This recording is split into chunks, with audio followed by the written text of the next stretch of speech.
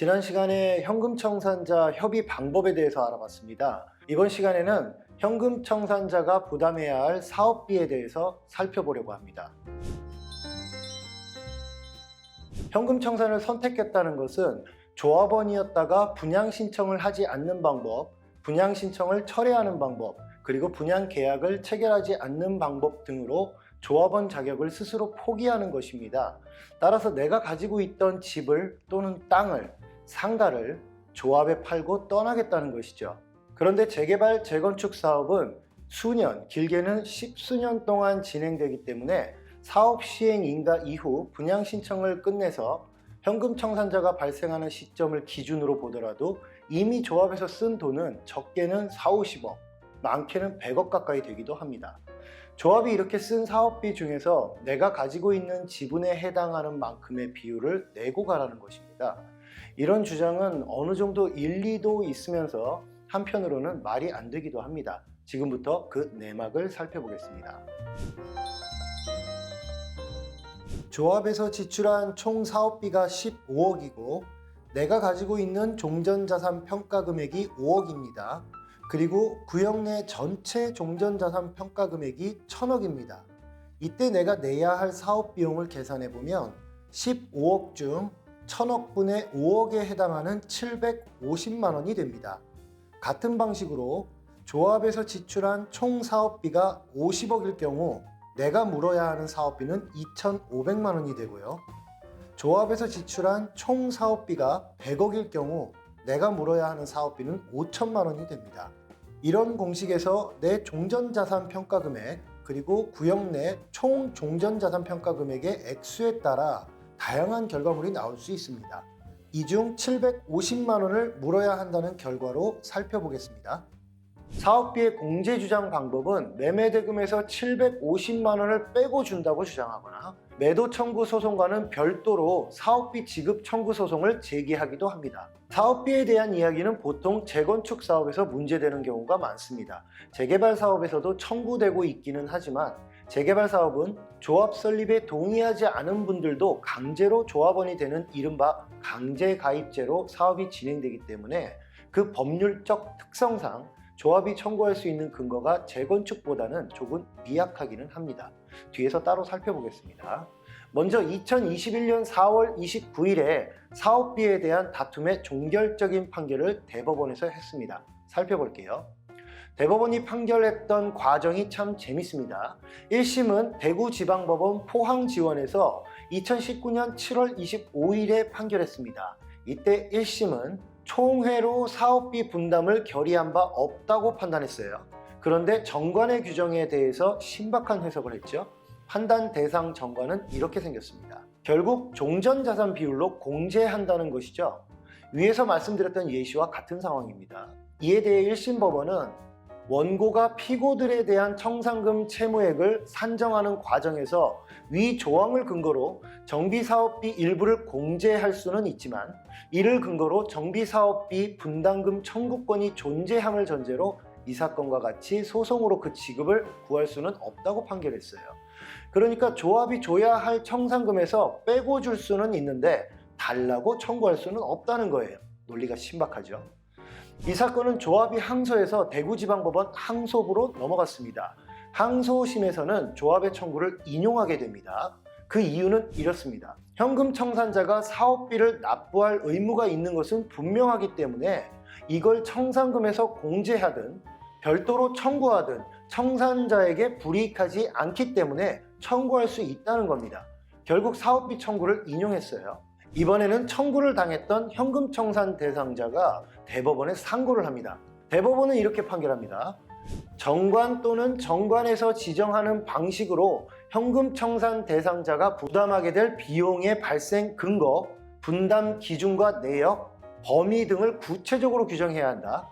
이와 달리 단순히 현금 청산 대상자가 받을 현금 청산금에서 사업 비용을 공제하고 청산할 수 있다는 추상적인 정관의 조항만으로는 현금 청산금에서 사업 비용을 공제하는 방식으로 사업 비용을 부담하도록 할 수는 없다는 겁니다. 정리해 볼게요.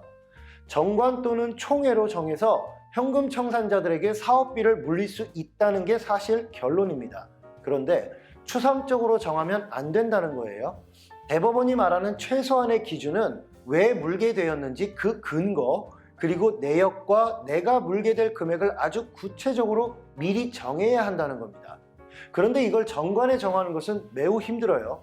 정관은 조합 설립을 하면서 제정하게 되고 그 이후에 약간의 개정을 거치게 되는데, 조합 내부의 헌법과 같은 정관에 각 조합원들의 개별적인 사업비 분담금 내역을 구체적으로 정하는 것은 불가능에 가깝다고 봅니다. 그렇다면 결국 총회로 정해야 된다는 거예요. 그 총회는 관리처분 총회면 안 됩니다. 이미 분양 신청이 마감된 뒤에 관리처분 총회를 하기 때문에 적어도 창립총회나 그 이후 임시총회 또는 사업시행계획을 수립하기 위한 총회에서 해야 돼요. 그때 정말 명확하고 구체적인 내용으로 청산자들에 대한 사업비를 의결할 수 있을까요? 조합원들에게 끊임없이 동의를 구해야 하고, 건물이 올라가면 어떤 장점이 있어 주거생활이 좋아질 것이라는 기대감을 심어주면서 밝고 좋은 이야기만 해도 총회에 참석하거나 동의를 요청하는 게 쉽지 않은데, 총회 책자에 만약 당신이 분양 신청을 하지 않는다면 현금 청산자가 되고 그때 2천만 원 또는 3천만 원을 내고 가셔야 합니다 라는 내용을 총회로 결의하거나 정관 변경안으로 상정한 것을 보면 어떤 조합원들이 좋아하겠습니까? 쉽지 않아요. 더군다나 사업 초반에 청산을 할 경우 납부해야 할 구체적인 산정액이 나올지도 의문입니다. 이것도 저는 거의 불가능하다고 봅니다. 이 대법원 판결 이후에 사업비를 물릴 수 있도록 정관이 제정되어 있고, 또 총회 결의의 내용이 구체적이라는 이유로 인용된 사례가 있는지 모르겠습니다. 저는 아직 보지 못했습니다. 혹시 보신 분 계시면 제보해 주세요. 그 판결이 위 대법원 판결에 대해 어떻게 해석을 하고 사업비를 물어라고 판결했는지 궁금합니다. 다음으로는 법원에서 인정될 만큼 정관과 총회가 완벽하다고 해도 또 다른 문제가 있어요. 과연 정관, 총회로 정해진 사업비 전액을 다 물어야 하느냐 하는 문제입니다. 그 내역에 대한 다툼은 또다시 이어질 겁니다. 대법원 판결의 전문을 보면 이런 내용이 있기 때문이에요. 정비사업의 종료 이전의 조합관계에서 탈퇴한다는 점을 고려하여 그 비용, 항목과 금액을 탈퇴 시점에서 현금 청산 대상자가 부담하는 것이 타당한 범위 내에 합리적인 비용만을 한정하여 규정할 필요가 있다. 현금 청산 대상자는 재건축 사업의 중간 단계에서 조합 관계에서 탈퇴하여 그와 같은 분양 수익을 누리지 못하므로 적어도 분양 수익에만 기여하는 비용은 현금 청산 대상자에게 부담하도록 하여서는 안 된다. 또 잔존 조합원들의 이익으로만 귀속되는 비용이나 전적으로 새롭게 건축되는 건물의 형성에만 기여하는 비용 등도 특별한 사정이 없는 한 합리적인 범위 내의 비용으로 보기는 어렵다는 것입니다. 그래서 조합이 사업비를 물리기 위해서는 정관과 총회 결의로 구체적으로 정해야 하는 숙제가 있고, 또 그 금액을 정해놨다고 무조건 청구할 수 있는 게 아니라 중간에 탈퇴하는 현금 청산자가 부담해야 할 타당한 범위 내로 정해야 한다는 두 번째 숙제가 있는 겁니다. 아마도 이것저것 살펴보다 보면 잔존 조합원의 이익으로만 귀속되는 비용이 거의 대부분일 겁니다. 그걸 빼면 실질적으로 탈퇴하는 현금 청산자가 이익을 보고 간 비용은 얼마나 될까요? 그래서 실제 현금 청산자에게 사업 비용을 물리는 것은 현실적으로 쉽지 않다는 게 제 결론입니다. 그리고 재개발 사업은 왜 더 물리기 힘든지 짧게 말씀드릴게요. 재건축은 조합 설립에 동의한 사람만 조합원입니다. 그래서 조합 설립에 동의하지 않은 사람은 일찍부터 조합원 자격이 없이 조합이 제기하는 매도 청구 소송에 대응하는 것 외에 사업에 참여할 일이 없는 것이죠. 그런데 재개발 사업은 조합 설립에 동의하지 않아도 조합원이 됩니다. 강제로 조합원이 돼요. 그래서 사업 시행 인가를 받고 분양 신청 절차가 진행될 때까지 강제로 사업에 동참하는 사람처럼 끌려옵니다. 이때 분양 신청을 하지 않아야만 비로소 현금 청산자가 되는데요. 이렇게 현금 청산이 된 사람들은 조합 설립에 동의한 현금 청산자와 조합 설립에 동의하지 않은 현금 청산자가 있을 수 있어요. 만약 사업에 처음부터 반대해서 조합 설립에 동의하지 않았는데 강제로 조합원이 돼서 분양 절차까지 오게 되었고, 분양 신청도 하지 않은 사람이 있다면 그 사람이 사업비를 과연 물어야 할까요? 상식적으로 말이 안 되죠. 최소한 물린다고 소송이라도 해볼 거면 조합 설립에 동의했던 사람으로 한정해서 우리가 지금까지 살펴본 대법원 판결에서 말하는 절차와 법리를 갖추어야 할 겁니다.